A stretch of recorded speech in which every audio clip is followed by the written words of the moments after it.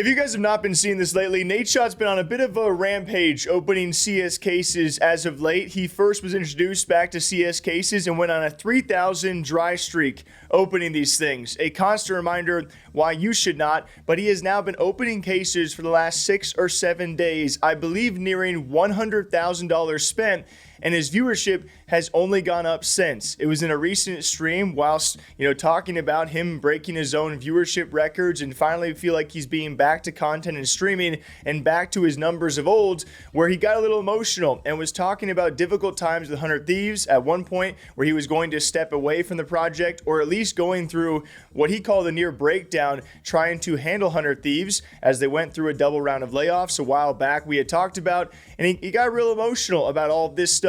In a lengthy segment I'm going to play for all of you, here's Nadeshot on finally being back to making content, making the choice with 100 Thieves, and much more.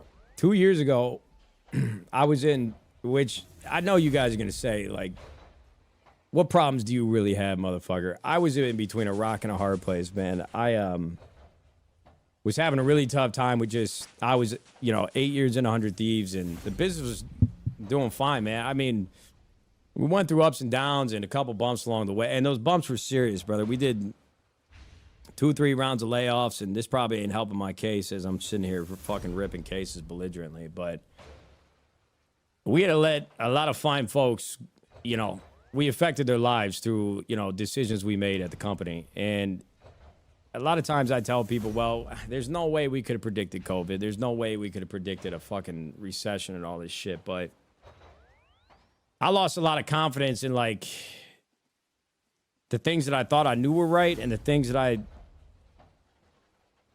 was doing every day and the decisions I was making, man. And that was kind of like the first time where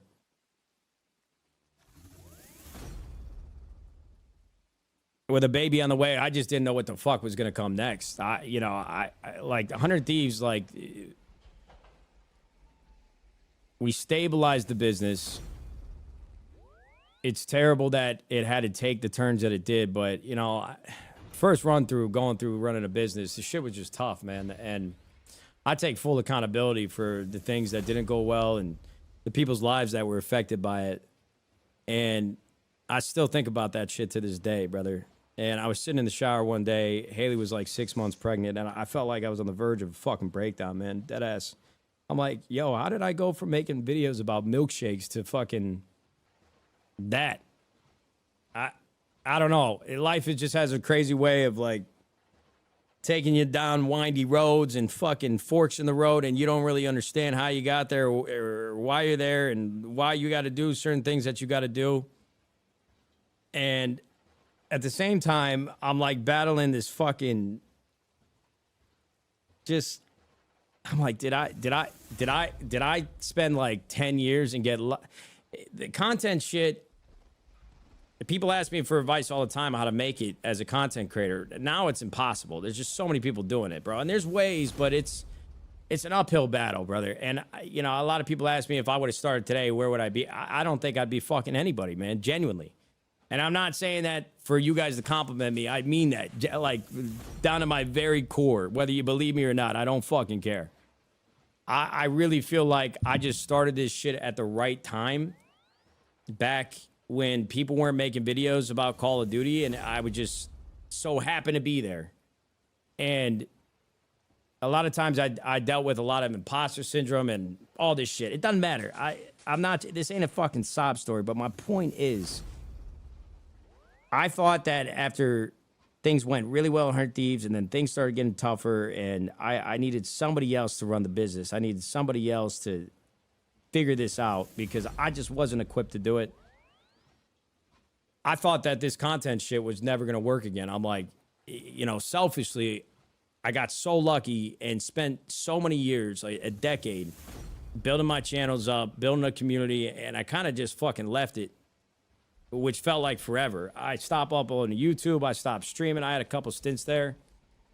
And I'm like, dude, I got to give this one last shot. And I'm sitting there fucking every single night, just having mental warfare for myself for like 6 months. And I know the craziest part about life is that we all have our own nuanced and unique experiences and decisions that we have to make every day, and mine are not more important than yours, but I'm the one streaming. I got the microphone, so you're going to fucking listen if you want to. I'm going to get back to cases in a second. But I told my wife, which, you know, at the time, like, with a baby on the way, I'm like, honey, I don't know if it'll work, but I'm going to be fucking losing my mind for the rest of my life if I don't try it at least once. Just like, I got to try it one time again just to see what happens. I missed the Fortnite thing. I missed that whole wave. I missed the Verdansk wave. I missed everything. And it felt like I was already late again. And just one day I just started streaming and we were grinding Valorant to like 1,000 viewers, which again is an incredible amount of people. But for what I used to do, I'm like, all right, fuck it. We're just going to play this shit. I'm having fun with it. Let's just see what happens. And slowly over time, more and more people kept watching. And then we went to Warzone. And then I finally had the conversation with the board and everybody at 100 Thieves that I got to step away from the day-to-day and just take care of the family. We're going to move closer to family, to Texas, because we got a baby on the way. And we got to be near Haley's mom. And we had a couple people. There's a whole lot of shit. There's too much stuff to tell you guys right now. But what I'm trying to say is I really had no idea where content was going to take me, man. And every single month since I came back, you guys have shown me time and time again how lucky I really am to have this many people watching and have this many people actually fuck with me enough to sit here and listen to me yap about the dumbest shit. I sit here and make cock jokes on the internet. I beg for money, and it just, y'all should not let me feel this way and watch me every day for some of the things that I do on here. I know some of it can be corny to you guys, but I'm like, bro, I'm in my fucking 30s. I don't care what anybody thinks about me anymore. I'm just going to do what I like, what I think is funny, what I think is stupid. And I just want to say thank you, gentlemen. Seriously. We got another baby on the way. We got 2 in the house here in like 2 or 3 months. And this is not the best job to have when it's coming to taking care of for the next 10 years, for the next 20 years, for the next 30 years.